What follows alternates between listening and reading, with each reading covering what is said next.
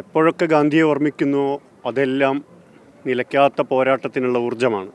തീർച്ചയായിട്ടും നമ്മളെ പൊതുപ്രവർത്തനത്തിൽ വന്ന കാലഘട്ടം മുതൽ നമ്മളെ സത്യത്തിൽ നയിക്കുന്ന ചിന്ത ഗാന്ധി പകർന്നു തന്നിട്ടുള്ള ഊർജ്ജം തന്നെയാണ്. കാരണം അദ്ദേഹത്തിൻ്റെ ആശയങ്ങളും അദ്ദേഹത്തിൻ്റെ പ്രവർത്തന ശൈലിയും ഗാന്ധി കാണിച്ച പാതയും എന്നും വഴികാട്ടികളായിട്ട് നമ്മുടെ മുന്നിലുള്ളതുകൊണ്ടാണ് നമുക്കിത് മുന്നോട്ട് കൊണ്ടുപോകാൻ സാധിക്കുന്നത്. എവിടെയൊക്കെ ഗാന്ധിജിയെ തമസ്കരിക്കപ്പെടുന്നുണ്ടോ അവിടെയൊക്കെ നമുക്കിത് നിലവിലുള്ള കാര്യത്തിൽ പോരാടാനുള്ള ഊർജ്ജം കൂടുതൽ തരികയാണ് ചെയ്യുന്നത്.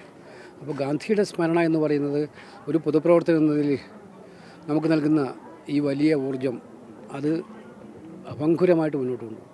ഗാന്ധിജി വീണ്ടെടുത്തു തന്ന മണ്ണ് എന്ന് നമുക്ക് ഇന്ത്യയെ നിസ്സംശയം പറയാം.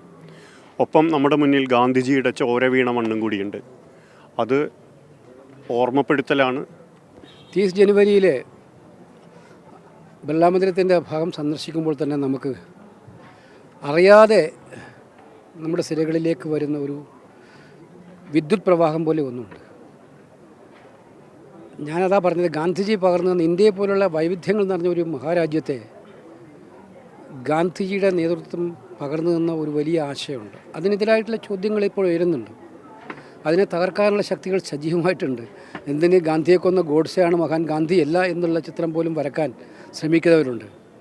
പക്ഷേ അവിടെയൊക്കെ തന്നെ നിവർന്നു നിന്ന് നമുക്ക് പറയാൻ ഒരു ഗാന്ധി ഉണ്ട് എന്നുള്ളതാണ്. ഗാന്ധിയുടെ ആശയങ്ങളുണ്ട് എന്നുള്ളതാണ്.